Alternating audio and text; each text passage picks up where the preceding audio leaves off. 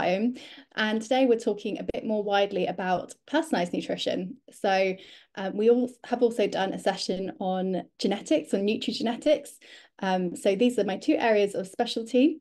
So we're kind of going to be tying it all together, but also talking a bit more about the use of AI and real-time data, like blood glucose monitors. You may have heard of these. So we're going to be kind of looking at this whole industry overall, really, and looking at the pros and cons. So please do put any questions as you go through into the chat box, and we can definitely address those at the end. I'll allow sort of 10-15 minutes for those questions. So let's get started. So personalized nutrition, the future of diet and health. So we're going to be discussing whether we think this is, the future, this is the way that we're going. So just quickly, for those who haven't been to any of my sessions before, my background is in nutrition, of course. I'm a registered associate nutritionist in the UK. I'm registered with a body called Association for Nutrition, and they're the only recognised body that can work in hospitals and in a public health setting. It's not a protected title yet, unfortunately, so anyone can call themselves nutritionist, but this is the best sort of body that you can be with. So I have 3 years of training in my undergraduate, and then I did a master's in nutrition genetics. So I've done, we'll be talking a bit about the genetic side today. And my passion really is in personalized nutrition. And I really decided that one size really didn't fit all with when I was seeing clients, and I really wanted to take a more personalized approach to helping people with their nutrition. So I worked with a company called Nutrigenetics. They created the world's first personalized or genetically personalized meal shake. And I'm not sure if you've heard of Dragon's Den. I think it's like the equivalent of Shark's Tank in the US, for example. They won that, and I was working as their nutritionist for 3 years. I then had a baby, and now I'm working freelance as a consultant for personalized nutrition companies. And I work one-to-one with clients as well to help optimize their health, specifically through personalized nutrition, through microbiome testing, DNA testing, and blood glucose monitoring. So all the things that we're going to be talking about today are things that I use clinically in my practice. So first, let's talk about what personalized nutrition actually is. So this may be a new term to some of you, but it's definitely gaining a lot of traction in the last year or two, certainly in the UK, and I think definitely in North America as well. Particularly, I think they are leading personalized nutrition kind of movement in North America, and the UK are sort of following suit. So, and it's now spreading to obviously other areas of the world as well. Wherever you're based, you may have heard about personalized nutrition. So it really refers to taking a tailored dietary approach that considers an individual's unique characteristics. So that might be their DNA, so their genetic makeup, gut microbiome, metabolic profile, their blood sugar responses, their lifestyle, and personal health goals, just to name a few. There's more factors than that, which we'll go into. So these are some of the main companies in the UK and the US. So I work for Alive, which is the one here in the blue box. They do personalized supplements with sort of machine learning AI technology. Zoe in the yellow box are probably the leading personalized nutrition company in the UK. Oh, they definitely are. Not probably, they definitely are. They are really changing the landscape of nutrition in the UK. So this is just some of the advertising that they use. And essentially what they do is they get you to eat a blue muffin. I should have put a photo in here of the muffin that they get you to eat, and they check through the blood glucose monitor that you put on your arm here, as you can see this lady has, on your blood sugar response to that muffin, and based on how you deal with fat and sugar. And then they give you personalized recommendations based on that. So your blood sugar responses, your blood fat responses, and they also do a microbiome test as well. And they see exactly what bacteria you have, your good and bad bacteria, and they give you recommendations for meals based on that. So this has been extremely popular in the UK, and they're now they've just released a new supplement. They're basically doing a lot of research in personalized nutrition. So they've been quite a sort of landmark company, I guess, for in the last few years, bringing personalized nutrition into sort of mainstream media as well. So when we're talking about personalized nutrition, how does it differ from traditional nutrition? And when I'm talking about traditional nutrition, I actually mean like public health. So public health, they use generalized guidelines like the dietary guidelines in the US and the food pyramid in the UK to meet the average person's nutritional needs. So essentially what they try and do is just create recommendations that aim to prevent deficiencies in 99% of the population. Obviously, public health have to do this, that they can't really do personalized nutrition. That's not how public health works. So they are constrained to having their dietary requirements to meet just, the majority of the population. And there will be people for which those recommendations for, say, certain nutrients are too high or too low, but they obviously try and find that majority that it will suit. But personally, I don't find that the food pyramid is really sufficient in really helping people to optimize their health. So it might help to prevent deficiencies like scurvy or beriberi, which are nutritional deficiencies, but actually, is it going to help really optimize that person's lifestyle and health and vitality? I would argue probably not. So the problem with one-size-fits-all diets is, of course, they do not account for individual variations in metabolism, appetite, and nutrient processing, just to name a few. These are some other aspects that one-size-fits-all diets don't account for.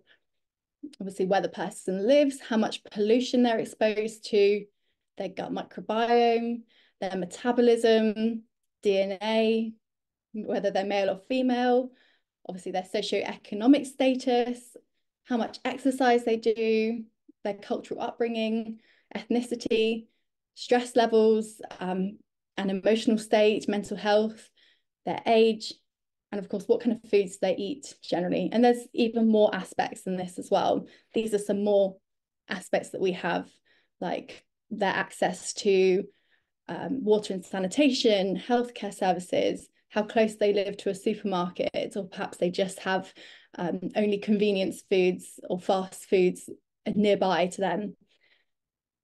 And their education, work environment, all of these aspects, it's very complex. We can't just say that we can have one diet to fit every single person when we know that there are so many factors that come into play when we're looking to optimize someone's diet.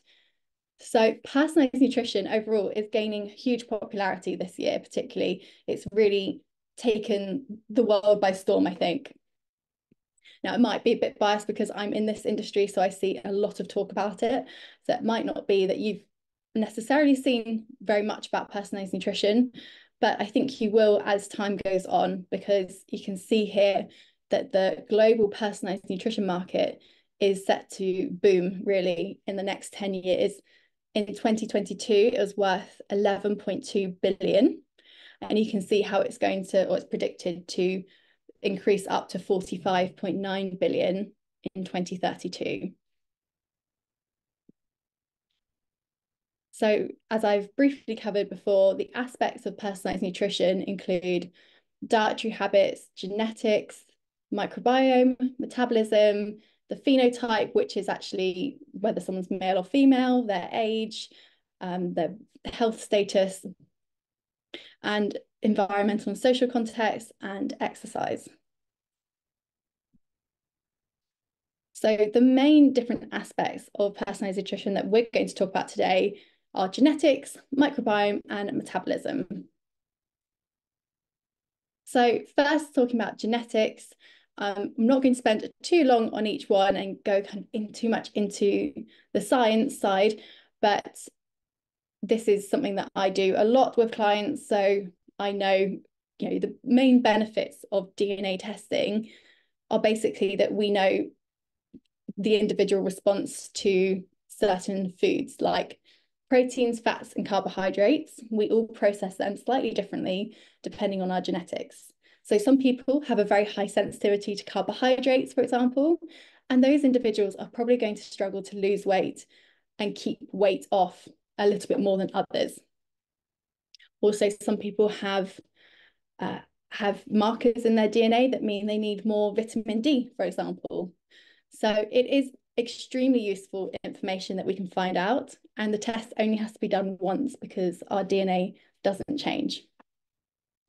So we can also see people's response to exercise, for example, what kind of, are they better suited to weightlifting or running, whether they're more likely to have cravings for sweet or salty food, how much inflammation are they likely to have from a stressful lifestyle or bad diet, hormonal responses like insulin, how much insulin is likely to be released. And I know we're probably going to be doing a talk at some point on diabetes, so this is quite relevant, and it can be really very helpful for people to do a DNA test to see exactly how their body is responding to certain foods in terms of their insulin and preventing things like type 2 diabetes.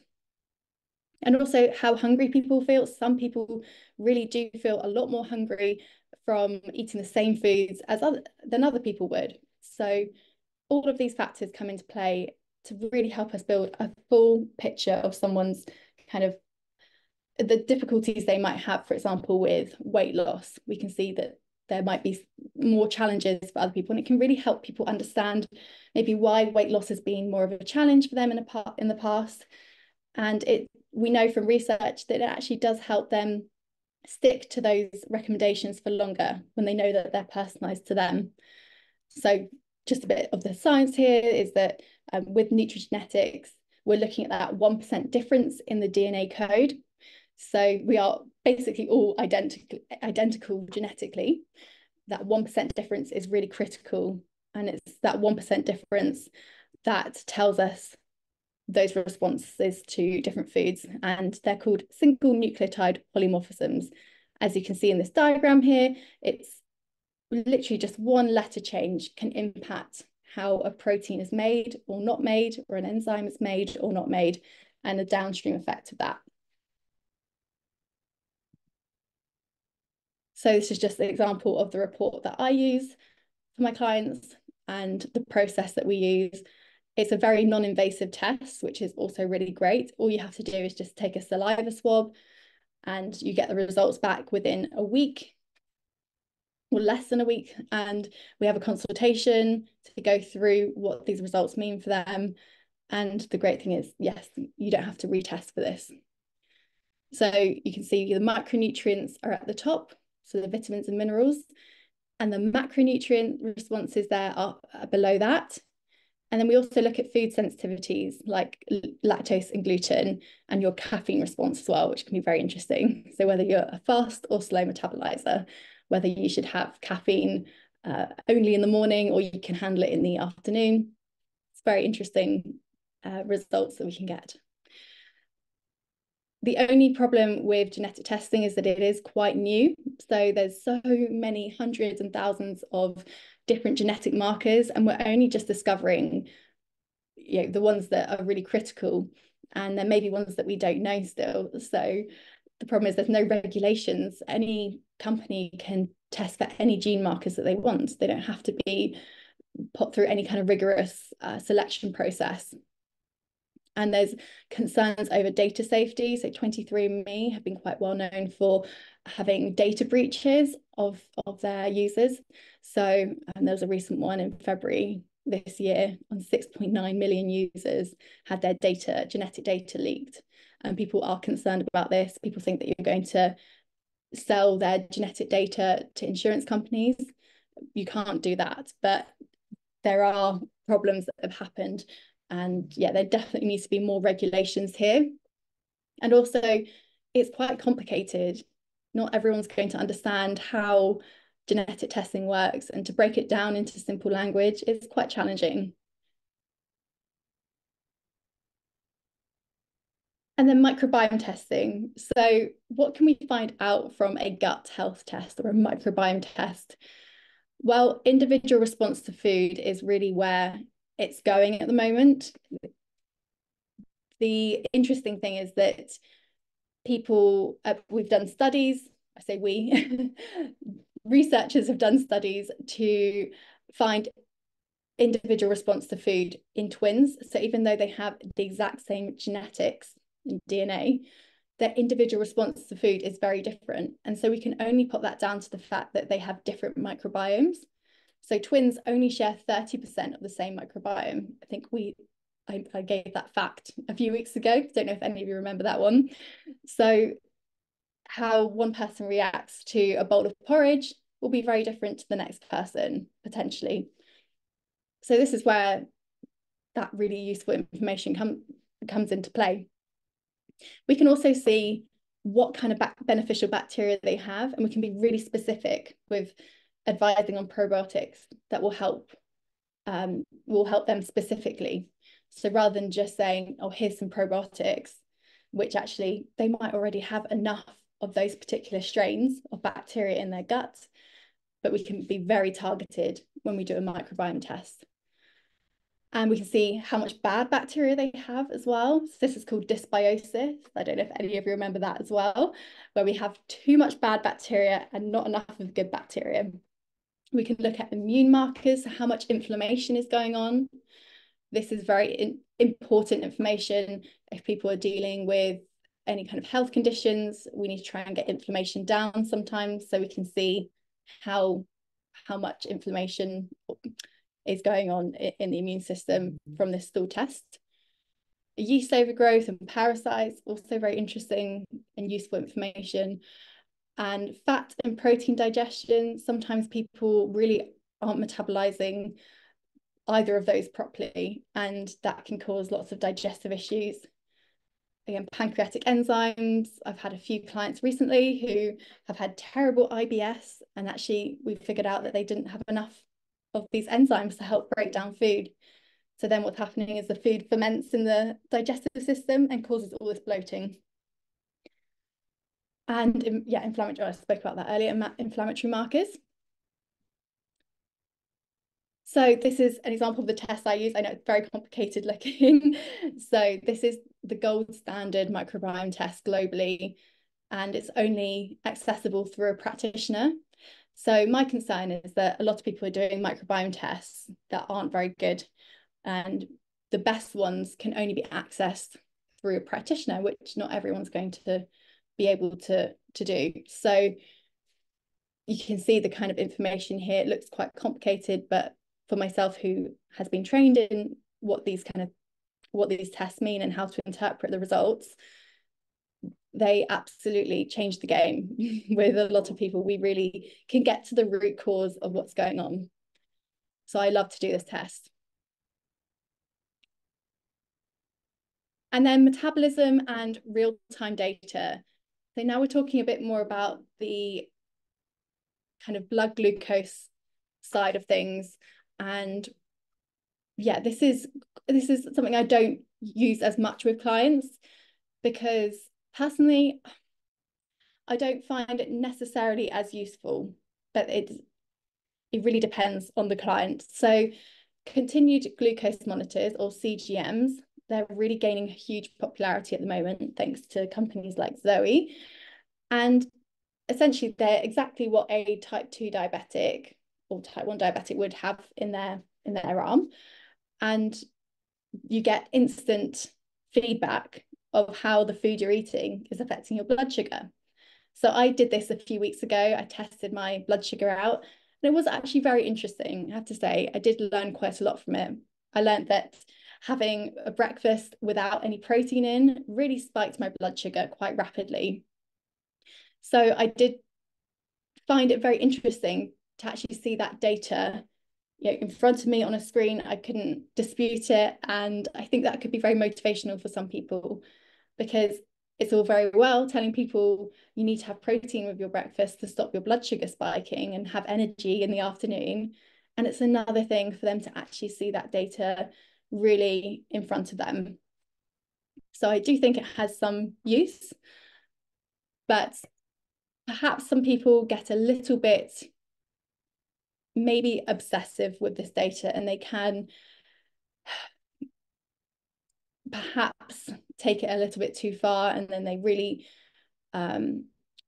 you know, it's a line of what's healthy and what's not healthy. Should we really be tracking our dietary intake all the time if we're not diabetic? And normal blood glucose spikes, sorry, blood glucose spikes are normal, but it's when we're having them for prolonged periods of time and they're happening a lot during the day. But it's whether people are taking this information too far is a question. So I'd be interested to know your thoughts on this.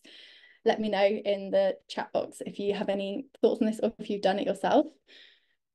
And then we have things like these handheld devices that measure your metabolism by tracking the CO2 concentration in your breath. Quite interesting. And I've not used it before, and I've not given my clients this device, but it's from a company called Lumen. And it's particularly for people who want to go into ketosis. So the ketogenic diet is very popular. It's kind of the #1 diet, probably trend at the moment, or has been in the last few years. And it's where you have a very low carbohydrate intake and your fat and protein are quite high, particularly fat. And you want to try and get your body to use fat as a source of energy rather than carbohydrates. And a way to track whether your body is creating ketones, which is the source of energy that your body will create when your carbohydrate intake is very low and you've used all your glucose and stored glycogen, you can use this device to check whether you are in that ketosis state. So it can be very useful for people, I guess, who want to keep track of this. But I mean, ketogenic diet, that's a whole nother discussion, but I personally don't think that's a very healthy diet to do long term. But we should aim for metabolic flexibility, where our body can tap into all kinds of sources of fuel when they're available. So this could help with that. It can help for you to know if your body is able to tap into those fat sources as well. So yeah, methods and technologies of personalized nutrition. We've covered genetic testing and a bit about wearable devices, so the CGMs, but also fitness trackers are very popular. They probably have been in the last decade. So Apple Watch, Fitbit, a lot of people use these, and they have helped people definitely, I think, be more active and get their step count up. So I'm a fan of them, definitely. And now you can get these rings that help to track your heart rate as well. So yeah, there's one called the Aura ring, and it tracks so many different kinds of things. And I don't know, it's very crazy because it's only a ring, so I don't know how it does that. And then AI and data analytics. So yeah, we're going to talk a bit more about this now. So the role of artificial intelligence in creating personalized diets. We can not talk about personalized nutrition and not talk about AI. So obviously AI has been really in the headlines a lot the last year or two. And of course, we're now talking about AI in terms of healthcare and how it can help people improve their health. There's lots of articles online about that, whether we think AI is the answer to preventing the collapse of public healthcare because people aren't getting that one-to-one attention. Certainly in the UK, it's very generic advice and people don't tend to often stick to those recommendations because they're not really personalised to them. So artificial intelligence, different areas that are emerging at the moment are personalised meal plans and genetic analysis. So it's kind of what I do really, but more automated. So I look at someone's DNA profile and I create a meal plan for them, but that's now being done by AI. So probably I will use technology like this in the future because it will save me a lot of time. And it also tells you things like portion control guidance, which could be very useful. I know some people really have no idea how much of a certain food they should be having, and AI can, based on the input that you give it, all your information, it can then tell you exactly how much of each food they would recommend for you. And detection of allergies in food as well. So you can take a photo of your food and it will tell you if there's any allergens in there, which is quite useful, or very useful for some people. And also data learning is actually really helping to understand more about people's behavior and habit formation. So it can give you personalized feedback based on what you give it. It can tell you, it can help give you kind of that motivation throughout the day, like, oh, you've only hit 5,000 steps, but your goal is 10,000 steps, like keep moving, maybe personalized messages like that. And then real-time tracking, like with the CGM monitors. So I'm going to give you some examples of some AI nutrition apps and softwares. So one major bane of the life of a nutritionist is getting people to fill in a food diary accurately. It doesn't really happen, and you can't really do much about it because it takes a long time for people to input all the food that they've eaten, and we don't really know if it's accurate either. And people's perception of what's accurate isn't always true. So people might say that they've had I don't know, a handful of crisps, but it can be a bit subjective. It's difficult to really ascertain the accuracy of those food diaries I get. So I always take them with a pinch of salt when I ask my clients to fill in a food diary. So this could be the future. This app basically tells you the nutritional information of your meal just by snapping a photo. And these will be getting more clever as time goes on. They're just in their infancy at the moment. So I wouldn't imagine they are overly accurate right now. I haven't tested it. I will do because I didn't know that this app existed until I did this presentation. So it will be interesting to test this out and see if it helps reduce that blocker for people, for clients, and they can just snap a photo. And yeah, it's going to be quite a game changer, I think. And for people who can't or have limited access to writing or tracking down their food, it's just much easier for them to take a photo, obviously. And then Unique, this is an app that records a whole load of data. So their microbiome, genetic tests, urine, usually for protein and hydration, allergy info, height and weight, and any kind of previous health conditions, I think, as well. So this is pretty cool because it actually scans your fridge and it creates goal-aligned recipes based on what's in your fridge. So you can set goals like better sleep, managing your illness, weight loss, and then it will score a recipe based on all of that information you give it. I think that's really interesting. And yeah, this kind of technology, I think for sure we're going to see a lot more of it, and it's going to get a lot more clever. I mean, this is only in its infancy, like I said. So these are obviously machine learning models, so they're going to get more clever the more data it has. And then day 2. So this is another one where they use your microbiome data to basically help you choose the best foods. And they give all these foods a different score out of 100. So they found something quite interesting, which was that when they use their algorithm to match a diet to a person's microbiome and metabolism as well, sorry, they use that, it was actually better at controlling blood sugar than the Mediterranean diet, which is the gold standard diet really in the world.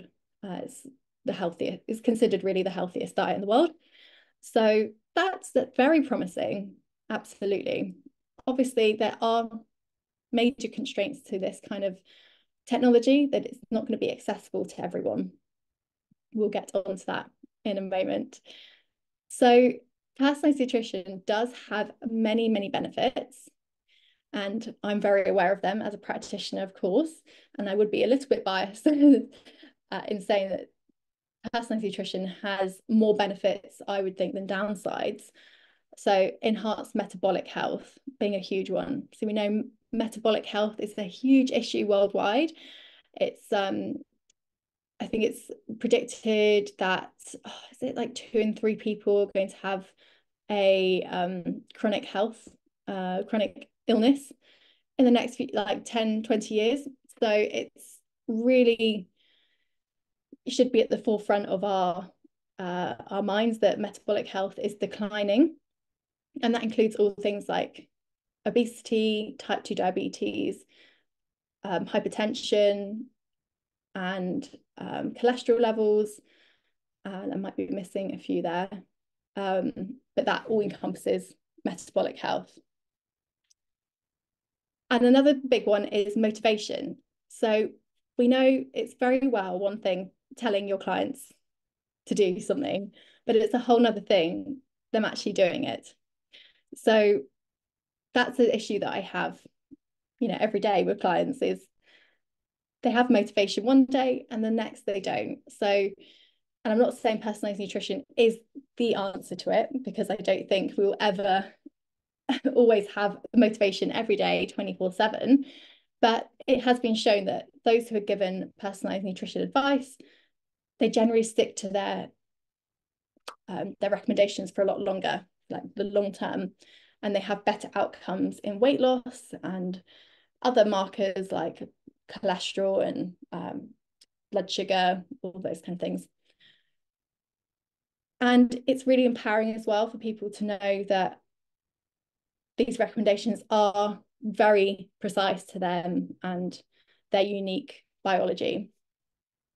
So that's a really important one as well, is that empowering people, feeling like they then have the motivation because they feel empowered. And it has to be a decision that they make for themselves. It can't be for, if we find people want to do it for an external reason, often they don't stick to those recommendations.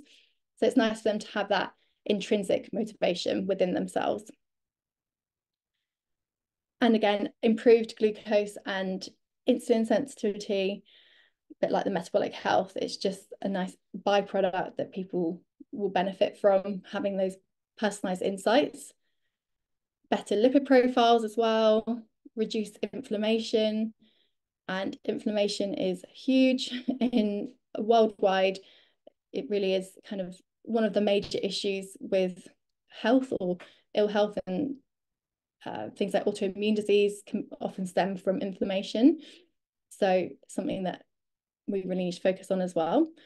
And also it's quite eco-friendly because with these apps, they're recommending really precise quantities and types of food, and that can help reduce food waste. And also, one I didn't put there is hopefully it's food that people actually enjoy because of the information they've put in, like food likes and dislikes. Actually, it's going to make it more enjoyable as well, because they're being recommended things that hopefully they'll enjoy and then they'll stick to. So this is quite interesting, though, to see the decline of personalized nutrition startups in the last 2 years. As you can see, genetics takes up a big slice of that pie. So genetic companies, they really surged probably in the last 10 years. So we had a lot of companies come into the industry selling genetic tests, but a lot of them haven't stood the test of time. And I also think it's partly because microbiome and gut health has become so big that that's been more of a focus for the public rather than doing DNA testing. I think people are more swaying towards getting their gut microbiome test rather than their DNA test, if they were to prioritize one of the two. Even though genetic testing usually isn't as expensive as microbiome testing. And yeah, there's other areas here. Supplements, personalized supplements are really a big business as well, like the company I work for. And some of them just aren't that good basically. The supplement companies really vary, not just personalized supplements, but the whole industry of supplements. You can get extremely good ones and obviously very poor ones and everything in between. So I think the ones that aren't good just haven't stood the test of time, because there's so much choice for the consumer that only the best ones are going to last and be successful. And devices like the CGMs and the breath tests, those kind of things, and probably the wearable technologies as well, has been a bit of decline there. Dietary preference, I'm actually not too sure what is included in dietary preferences for that one. I might be actually, I think there's apps, a lot of apps that do things like just giving you recommendations for, say, vegan restaurants or gluten-free restaurants, kind of those sort of things. So these are some of my concerns about AI and personalized nutrition. Of course, these computers are going to be getting very clever. These computers, this software, this technology is going to be getting more and more clever. But ultimately, nothing really replaces having human contact, and that kind of the accountability side of it as well. It's all very well your app telling you you need to you need to hit 100 grams of protein today. It's another thing when a person tells you that, and you have that accountability with a real person. So yeah, I think integration with a nutritionist and a dietitian is always going to be the best outcome. And then there are ethical considerations and data privacy, of course, like with the DNA testing, and consumers need to know how their data is being used ultimately, because it could very well be that their data is being used to advance this technology without them knowing, or without it being very clear, because it's still in the learning phase that the technology needs to get better. So their data is probably going to be used some way. With the Zoe company, they explicitly say that they use their data. Some people aren't very keen on that. Some people like the fact that they're part of this kind of nutrition revolution, I guess. So some and some of how people feel about it. And not explicitly regulated yet. We don't have any regulations worldwide for any of these technologies. So at the moment, it's an open playing field. They can do whatever they want. And I think that will change, but it is the problem, because do we have enough data to really tell people what they should eat based on their microbiome, seeing as that is also a really new science and we don't know everything about the microbiome yet. So yeah, it's something to think about, I think. And kind of get onto that point, reliability and accuracy of current technologies and methods. Yeah, same for DNA testing. It's a big problem because companies can pick whatever markers they want, and more genetic markers are not necessarily better. Sometimes that can skew results. But yeah, there's no real regulations yet. And then over-promising on claims. There was a company, and I've forgotten their name, that were over-promising on some of their claims, personalized nutrition company, and they got sued because of it. So they do have to be careful, and there is quite a lot of regulation on this. But still, I think, with marketing, they'll definitely cross a very close line with that. I think they'll push it as far as they can, and people could be exploited for it, and there's a lot of money in this, so people could lose out on quite a lot of money, potentially unnecessarily being sold a product that they don't necessarily need, maybe.